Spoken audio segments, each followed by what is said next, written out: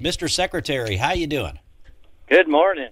Doing well. All right. Did you get any sleep last night, or how's it going so far? Oh, we're all just exhausted. So I did get some sleep in the early morning hours, and the clerks are all kind of exhausted too, because at the beginning of the evening you're already tired. They're taking same-day voter registrations all day, so they're already exhausted by 8 p.m. And then you kind of think you're going to be done by midnight, and you realize it ain't going to happen. And so some of them now are sort of taking a 2 or 3 hour nap and resuming counting. We think there's probably 60,000 votes still out to be counted. Wow. And where at? Which counties are still yet left to be counted? The big ones, the big counties. So we've got Yellowstone's actually, for all practical purposes, completed because what they're counting now is the second page of the ballot. And we knew that was going to happen. So really, those initiatives we already know have failed. And so the second page of the ballot is only initiatives and not in, I don't think, many of the people races.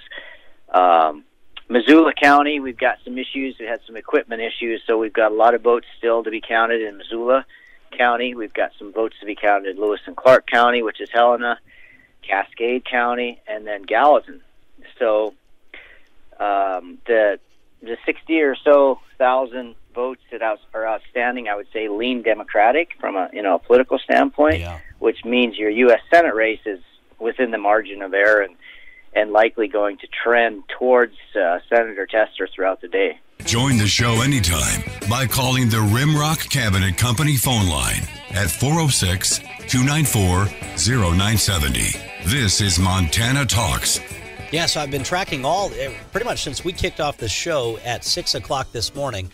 I've been tracking all the election results, the latest numbers and news and everything through the Montana Secretary of State's website. So you've got the latest vote count totals all posted there. And what I like is you can click to follow each race. So if there's the PSC race or the Senate race or some legislative races, you can just click a little box right next to those races and then go to My Tracked Contests, and then you can follow and get the latest numbers on all of those races. So we've been sharing some of those numbers with you here all morning long on Montana Talks, but right now we've got Montana Secretary of State Corey Stapleton on the show with us as we speak. Mr. Secretary Corey Stapleton, great again to have you here on the show with us this morning, especially after a long day, a long night, and then another early morning for this morning. So when do you think the next batch of numbers will likely be posted on the Secretary of State's website? We're getting them trickling in, but they're going to be sort of hit and miss throughout the day. We're going to probably get a chunk of them at a time since they are coming from the cities. So I think that it's going to be probably tonight, 5, 6 o'clock tonight that we get the final stuff, and because now we're sort of in overtime, Yeah. It's like the game was supposed to be over at midnight, and then when it isn't, it doesn't actually get quicker. It actually slows up a little bit because at that point you're just trying to. If it hadn't have been a problem in the first place, they would have had the information out. So whether it's equipment, whether it's weather, whether it's personnel, the most important thing is that they get it right. So yeah. Well, I saw somebody via Twitter shot a note back to me. They said, how come we're seeing all these because you kind of referenced the maybe the blue-leaning counties, the Democrat-leaning counties. Why are they so slow in getting some of these vote counts from some of the more blue-leaning counties, was the question via Twitter. Well, it's a great question. I have the same question, and I would tell you it's just they're actually each individual case is a different scenario. And so a couple of them actually are probably weather-related. You could put in that category. A couple of them are the long lines. So that the stress that you put on, we like to think of the votes close at 8 o'clock in the evening on Election Day, and then we can immediately begin to release results. Well, when you have enormous long lines of people, and they can't even get all those lines processed until 9, 10, 10:30 at night, then they can't even begin to start counting. So you can just see how everything just sort of is like a train wreck, a chain reaction where everything just gets delayed. And that just puts a lot of pressure on staff. These are just people, they're not robots. doing the counting, and they have to make decisions. And so, again, we stress getting it right.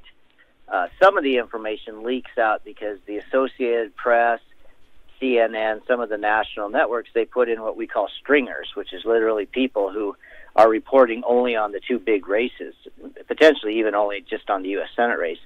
And so they put that information out, and that's why sometimes people will see that, Fox News or NBC or CNN's putting out results that have, they're apparently quicker than what the state of Montana is. And that's because that information is being cherry-picked and sent out. Whereas we're trying to aggregate the data from all of the legislative races, the judicial races, the initiatives, et cetera. We're waiting and gathering it all as the clerks input the data. That's a good point, because now, Politico will show the election results. So the New York Times might, Google might even have them, and some folks say, well, wait, how come it's different here versus over there? I guess you could do the same thing in the Secretary of State's office, but do people really want to pay to have a stringer basically sitting in all of these county elections offices just for one or two races instead of just gathering all the data at the same time? So that's interesting on why those numbers might be different from time to time. So it really could be 5 or 6 p.m. tonight when we actually get the final election results.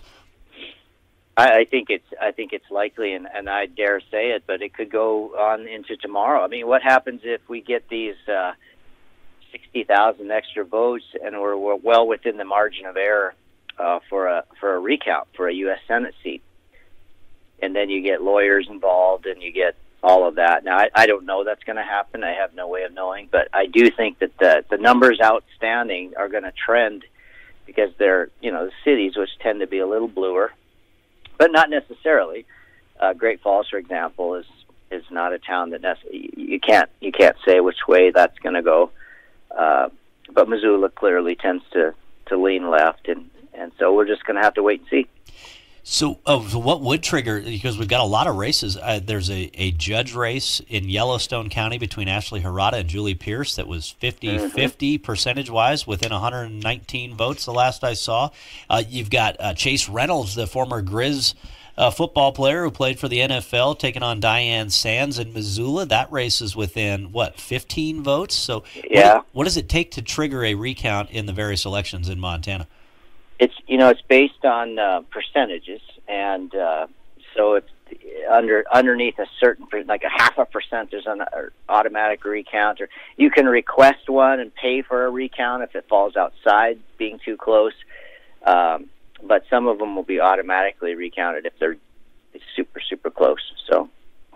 How would you summarize and wrap up the success of Election Day in general? Obviously there were some delays in some of these other places. I understand somebody was involved in a car accident transporting ballots to Gallatin County, and so hope everybody's safe and okay there after that. But aside from these outliers where there were the long lines stretching out past the 8 p.m. deadline in Missoula and maybe Gallatin and elsewhere, how else would you say that the rest of the state did?